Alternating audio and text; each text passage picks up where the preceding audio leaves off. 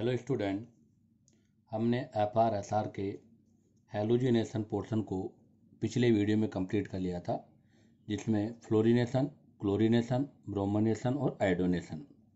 आज हम FR/SR की दो रिएक्शनें नाइट्रेशन एंड सल्फोनेशन के बारे में बात करते हैं। तो आज हम पढ़ेंगे नाइट्रेशन। नाइट्रेशन को हम वेपर फेज नाइट्रेशन बोलते हैं। क्यों बोलते हैं वेपर फेज नाइट्रेशन, उसके बारे में सुने। हमें पता है कि alkane non polar in nature होता है। Alkane non polar in nature होने की वजह से वो कंसर्टेड HNO3 के साथ रिएक्टिविटी नहीं करेगा। क्यों? क्योंकि वो नॉन पोलर है, इसलिए अपने आयनों में डिसोशिएट नहीं होता। तो इस रिएक्शन को करवाने के लिए हमें कंसर्टेड HNO3 के साथ साथ टेम्परेचर लेना होता है, जो 400 से 500 डिग्री सेंटीग्रेड होता है। इस हाई टेम्परेचर पर कंसर्टेड HNO3 वेपर फॉर्म में चेंज हो जाता है, इसलिए इसे हम वेपर फेज नाइट्रेशन भी कहते हैं। तो याद रखना, नाइट्रेशन लोअर टेम्परेचर पर पॉसिबल नहीं होती। उसका रीजन है non polar nature of alkene, और इसे वेपर फेज नाइट्रेशन इसलिए बोलते हैं क्योंकि eight high temperature concerted HNO3 change in vapour form. क्या होता है नाइट्रेशन में? नाइट्रेशन में H रिप्लेस बाई NO2, मतलब हाइड्रोजन NO2 ग्रुप के द्वारा रिप्लेस हो जाता है, इसको हम नाइट्रेशन बोलते हैं। तो देखिएगा रिएक्शन, मैंने RH एल्केन लिया है, इस पर कंसर्टेड HNO3 की रिएक्शन कराई है 400 से 500 डिग्री सेंटीग्रेड पर, जहाँ पर ये H replace by NO2, RNO2 nitro alkene बन जाएगा और साथ में वाटर। आगे इसकी मैकेनिज्म के बारे में बात करते हैं। तो इसका मैकेनिज्म है फ्री रेडिकल सब्स्टिट्यूशन मैकेनिज्म। सबसे पहले HNO3 नाइट्रिक एसिड को हम इस तरह से लिख सकते हैं OH डबल बॉन्ड O, ये कोवेलेंट बॉन्ड है। इस बॉन्ड का हाई टेम्परेचर पर होमोलाइसिस होगा। होमोलाइसिस होने के कारण ये बॉन्ड ब्रेक होगा, एक इलेक्ट्रॉन नाइट्रोजन पे जाएगा, एक ऑक्सीजन पे जाएगा, दो फ्री रेडिकल बन जाएंगे। नेक्स्ट स्टेप में जब हम एल्केन के साथ रिएक्शन कराएंगे, तो एल्केन के साथ जब रिएक्शन कराएंगे तो OH फ्री रेडिकल है, तो इसका भी होमोलाइसिस होगा, एक फ्री रेडिकल दूसरे को भी फ्री रेडिकल में कन्वर्ट करेगा, तो ये फ्री रेडिकल में कन्वर्ट हो जाएगा। तो H का फ्री रेडिकल OH के साथ कंबाइंड होकर वाटर बना लेगा और R फ्री रेडिकल बन जाएगा। ये इसका स्लो और आर्डियस स्टेप है। और जो इंटरमीडिएट बना है वो आपका एल्काइल फ्री रेडिकल है, जो कि स्लो और आर्डियस स्टेप का, अर्थात यहाँ पर आपका इंटरमीडिएट फ्री रेडिकल बनता है। नेक्स्ट में आपका जो HNO3 नाइट्रिक एसिड बचा हुआ है वो R रेडिकल के साथ रिएक्शन करके नाइट्रो एल्केन बना लेता है, और अगर नहीं बने तो उसके थर्ड स्टेप में आपको पता है चेन टर्मिनेटिंग स्टेप होती है, जहाँ पर एक रेडिकल दूसरे रेडिकल के साथ रिएक्शन करता है। R रेडिकल NO2 के साथ करके RNO2 बना लेगा, R रेडिकल OH के साथ करके अल्कोहल बना लेगा। ये दोनों आपके जो हैं बाई प्रोडक्ट हैं। और लास्ट में आपका RNO2 के साथ रिएक्शन करके जो RNO2 बना रहा है ये तो आपका मेजर प्रोडक्ट है। बाकी ROH के साथ करके ROH, OH NO2 के साथ करके HNO3 नाइट्रिक एसिड जो बना रहा है वो आपके माइनर प्रोडक्ट है। अब इसके की पॉइंट, तो की पॉइंट हमें पता है कि यहाँ पर इंटरमीडिएट फ्री रेडिकल बन रहा है, और जिन रिएक्शनों में इंटरमीडिएट फ्री रेडिकल बनेगा उसमें रेट ऑफ रिएक्शन, तो याद रखना रेट ऑफ नाइट्रेशन किस पे डिपेंड करेगा? स्टेबिलिटी ऑफ फ्री रेडिकल पे डिपेंड करेगी। जितना ज़्यादा स्टेबल फ्री रेडिकल होगा रेट ऑफ रिएक्शन उतना ही फास्ट होगा। और हमें पता है कि फ्री रेडिकल की रिएक्टिविटी होती है 3:1, तो यहाँ पर इनका रिएक्टिविटी ऑर्डर भी 3:1 होगा। नेक्स्ट एक और स्पेशल पॉइंट यह है कि यह नाइट्रो एल्केन के फॉर्मेशन के लिए बेस्ट मेथड नहीं है। उसका रीजन क्या है? क्यों? आपको पता है कि this reaction occur and at high temperature, ये रिएक्शन हाई टेम्परेचर पर हो रही है, और at high temperature all bond break possibility, high temperature पर कोई सा भी बॉन्ड ब्रेक हो सकता है, और अगर कोई सा भी बॉन्ड ब्रेक होगा तो यहाँ पर mixture of nitro alkane product obtain, तो इसका मतलब यहाँ पर नाइट्रो एल्केन का मिक्सर ऑप्टेन होगा, इसलिए हम पर्टिकुलर नाइट्रो एल्केन यहाँ पर फॉर्मेशन नहीं कर सकते। तो सुने, डन एट हाई टेम्परेचर, ये रिएक्शन हाई टेम्परेचर पर हो रही है, इसलिए सभी कार्बन कार्बन और कार्बन हाइड्रोजन बॉन्ड ब्रेक हो सकते हैं। It is not suitable method for the preparation of nitro alkene, इसलिए नाइट्रो एल्केन के फॉर्मेशन का बेस्ट मेथड नहीं है, क्योंकि यहाँ पर mixture of nitro alkene obtain होता है। जैसे एक एग्जांपल लिया मैंने इथेन का। इथेन का रिएक्शन में कंसंट्रेट HNO3 के साथ 400 से 500 डिग्री सेंटीग्रेड पे कराऊंगा, तो आपको पता है ये बॉन्ड भी ब्रेक हो सकता है, ये बॉन्ड भी ब्रेक हो सकता है। अगर ये बॉन्ड ब्रेक होगा तो नाइट्रो एल्केन बनेगा, और अगर यहाँ से बॉन्ड ब्रेक हो जाएगा तो आपका मीथेन नाइट्रो बन जाएगा, नाइट्रो मीथेन बनेगा। तो इसका मतलब यहाँ पर मिक्सर ऑफ आपका नाइट्रो प्रोडक्ट बनता है, इसलिए ये नाइट्रो एल्केन फॉर्मेशन का सुटेबल मेथड नहीं है। ऐसे ही एक और एग्जांपल लिया है मैंने, देखिएगा। अपन ने प्रोपेन लिया है, प्रोपेन की कंसंट्रेट HNO3 के साथ रिएक्शन कराई है, तो अगर हाइड्रोजन रिमूव होगा तो CH3 CH2 CH पे NO2 लग जाएगा। अगर सेकेंडरी हाइड्रोजन रिमूव होगा तो आपका ये प्रोडक्ट बन जाएगा। और अगर आपका यहाँ से ये बॉन्ड ब्रेक हो जाएगा तो 2 के साथ इथाइल बन जाएगा। और अगर यहाँ से बॉन्ड ब्रेक हो जाएगा तो मिथाइल बन जाएगा। तो इसका मतलब देखिएगा यहाँ पर मिक्स ऑफ नाइट्रो एल्केन बन रहा है। अब अगर इनमें से मैं मेजर प्रोडक्ट की बात करूँ तो आपको पता है यहाँ rate of reaction depend on the stability of free radical. और आपको पता है कि यहाँ से बनने वाला फ्री रेडिकल स्टेबल होगा जो कि 2 डिग्री है। तो इसका मतलब ये प्रोडक्ट आपका मेजर होगा, बाकी प्रोडक्ट आपके माइनर होंगे। अब आता है इसका नेक्स्ट रिएक्शन सल्फोनेशन। सल्फोनेशन भी नाइट्रेशन के सिमिलर है। सल्फ्यूरिक कंसनट्रेट सल्फ्यूरिक एसिड जो है वो भी एल्केन के साथ डायरेक्टली रिएक्शन नहीं करता। उसका रीजन है एल्कीन का नॉन पोलर इन नेचर। तो हम यही बोलेंगे कि alkane does not react with concentrate H2SO4 due to non polar in nature. हाँ, अगर हम ये सल्फोनेशन को कराना चाहते हैं तो जैसे हम नाइट्रेशन रिएक्शन को कराने के लिए हाई टेम्परेचर की रिक्वायर्ड होती है, वैसे सल्फोनेशन के लिए कुछ डिजायर कंडीशन है। एक तो हाई टेम्परेचर, लगभग आपका 600 डिग्री 400 डिग्री सेंटीग्रेड टेम्परेचर। और इसके अलावा जो हम सल्फ्यूरिक एसिड यूज करते हैं वो फ्यूमिंग H2SO4 होना चाहिए। तो फ्यूमिंग H2SO4 को यूज करते हैं। क्या होता है फ्यूमिंग H2SO4 का मतलब कि आपका जो सल्फ्यूरिक एसिड है उसमें SO3 गैस को आप पास आउट कर दो, उससे बना हुआ sulphuric acid fuming sulphuric acid कहलाता है। या इससे H2SO4 SO3 का जो कॉम्बिनेशन होता है इसको हम ओलियम आइन भी बोलते हैं, ओलियम एसिड। तो यहाँ पर हम ओलियम भी ले सकते हैं।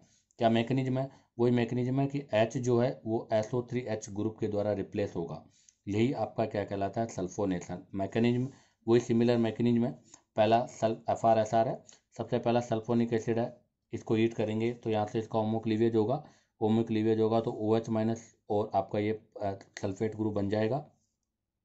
जब इसको हम एल्केन के साथ यूज करेंगे तो एक फ्री रेडिकल दूसरे को फ्री रेडिकल में कन्वर्ट करेगा तो H इस OH के साथ कंबाइन होकर वाटर बना लेगा और R फ्री रेडिकल बन जाएगा। नेक्स्ट आपका जो सल्फेट बचा हुआ है वो R के साथ कंबाइन होकर आपका प्रोडक्ट बना देता है। तो इस तरह से इसमें सल्फोनेशन में होता है। वही की पॉइंट में इंटरमीडिएट आपका कौन बनेगा? कार्बन फ्री रेडिकल है। इसलिए rate of sulphonation stability of carbon free radical पर डिपेंड करेगी। तो यहाँ पर भी रिएक्टिविटी का ऑर्डर वही 3:1 होगा। हाँ, एक चीज़ ध्यान रखना, सल्फोनेशन के लिए जैसे नाइट्रेशन के लिए कंडीशन वैसे सल्फोनेशन में सल्फोनेशन हमेशा ब्रांच लोअर एल्केन, अगर लोअर एल्केन अर्थात नंबर ऑफ कार्बन लेस है तो वहाँ पर आपका एल्केन ब्रांचड होना चाहिए। और अगर आपका हायर एल्केन है तो वो अनब्रांच भी चल सकता है। तो इसलिए कंडीशन है कि branched lower alkane and higher alkane react to give product. तो सल्फोनेशन रिएक्शन केवल ब्रांच लोअर एल्केन और हायर एल्केन में ही पॉसिबल होती है, और जगह ये पॉसिबल नहीं है। इसी के साथ FrSR जो है उसके सभी मैकेनिज्म कंप्लीट होते हैं। हाँ, एल्केन के केमिकल रिएक्शंस में इसी के साथ 2 रिएक्शन और बचती है, वो दोनों रिएक्शनों भी मैं आपको यहीं बता देता हूँ। हालांकि ये दोनों रिएक्शन FrSR का पार्ट नहीं है, परंतु ये एल्केन का मेन कैरेक्टर है, इसलिए हम इसको यहाँ पर एक्सप्लेन कर रहे हैं। तो एक रिएक्शन तो है आइसोमेरिज में, जिसके नाम से ही क्लियर है कि यहाँ पर आपका प्रोडक्ट आइसोमर फॉर्म में ऑब्टेन होगा। तो आइसोमेरिज्म के लिए रिएजेंट ध्यान रखना, इसका रिएजेंट याद करना बहुत महत्वपूर्ण बहुत इंपॉर्टेंट है, क्योंकि एग्जाम में हमें रिएजेंट से ही पता होता है कि रिएक्शन कौन सा है। तो यहाँ जो रिएजेंट यूज करेंगे वो करेंगे anhydrous AlCl3 plus HCl at 573 kelvin पर। अब यहाँ पर क्या रूल है कि आपने अगर रिएक्टेंट अनब्रांच लिया है तो ब्रांच में चेंज हो जाएगा। तो पहला रूल ये है कि ब्रांच चेन एल्केन फॉर्मिड होगा, वो भी किसके वाया? शिफ्टिंग, 1,2 हाइड्राइड शिफ्टिंग या 1,2 मिथाइल शिफ्टिंग के द्वारा। जैसे एग्जांपल मैंने एन ब्यूटेन लिया है, आपको पता है ब्यूटेन का दूसरा ब्रांच फॉर्म होता है आइसो, तो ये आइसो ब्यूटेन में चेंज हो जाएगा। और अगर हम ऑलरेडी ब्रांच एल्केन का यूज करेंगे तो ब्रांच हाईली ब्रांच में कन्वर्ट हो जाएगा। तो branch chain alkane convert into more branch chain, जैसे ये आपका है 1 2 3 4 5 6, तो ये आपका हो गया आइसोहेक्सेन। अब आइसोहेक्सेन ऑलरेडी ब्रांचड है तो ये और भी ज़्यादा ब्रांच में चेंज हो जाएगा और इस तरह से आपका प्रोडक्ट बना देगा। एक और रिएक्शन आता है इसके अंदर आपका साइक्लाइजेशन या एरोमेटाइजेशन, जिसके भी नाम से ही क्लियर है। Cyclisation, aromatisation. साइक्लाइजेशन मतलब होता है रिंग फॉर्मेशन होना, और एरोमेटाइजेशन का मतलब होता है एरोमेटिक रिंग का बनना। तो साइक्लाइजेशन एरोमेटाइजेशन को हम क्या क्या नाम से जानते हैं? Also cold aromatisation. क्यों बोलते हैं एरोमेटाइजेशन? क्योंकि यहाँ पर एरोमेटिक रिंग का फॉर्मेशन होता है, due to formation of aromatic ring. Cyclisation क्यों बोलते हैं? क्योंकि due to formation of ring पर रिंग का फॉर्मेशन होता है। डिहाइड्रोजिनेशन भी इसको बोलते हैं, क्यों? क्योंकि रिमूवल ऑफ हाइड्रोजन, क्योंकि हाइड्रोजन हटेगा तो ही रिंग का फॉर्मेशन होगा। तो हाइड्रोजन के रिमूव होने के कारण इसको हम डिहाइड्रोजिनेशन भी बोलते हैं।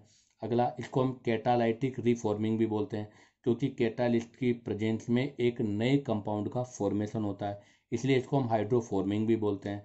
तो याद रखना, साइक्लाइजेशन एरोमेटाइजेशन को हम aromatisation, cyclisation, dehydrogenation, catalytic reforming या हाइड्रोफॉर्मिंग के नेम से भी जानते हैं।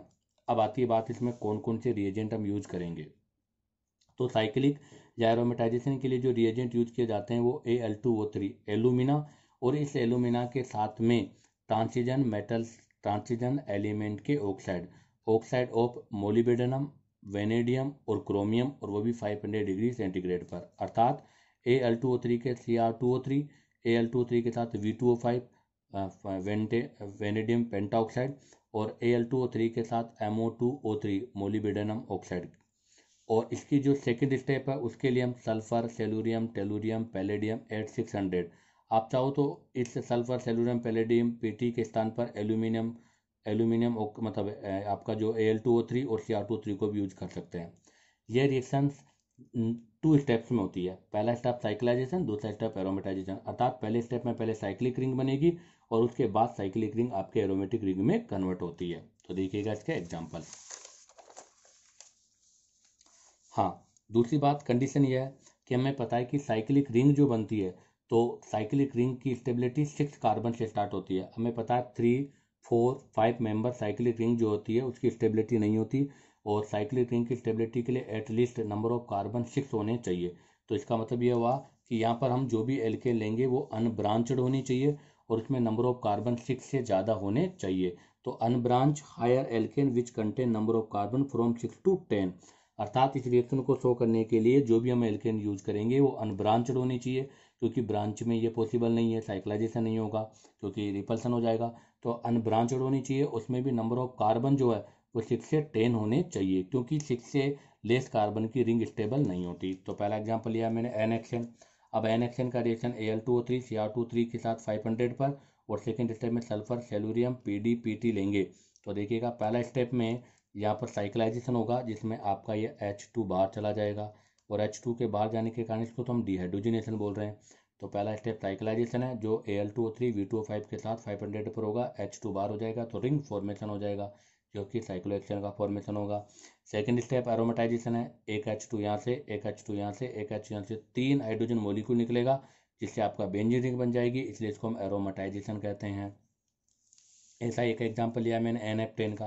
अब आप देखिएगा NF10 में एक हाइड्रोजन यहाँ से, एक हाइड्रोजन यहाँ से, ये हाइड्रोजन रिमूव हो जाएगा तो आपके प्रोडक्ट साइक्लाइजेशन है, तो यहाँ से प्रोडक्ट आपका मिथाइल साइक्लोहेक्सेन बन जाएगा।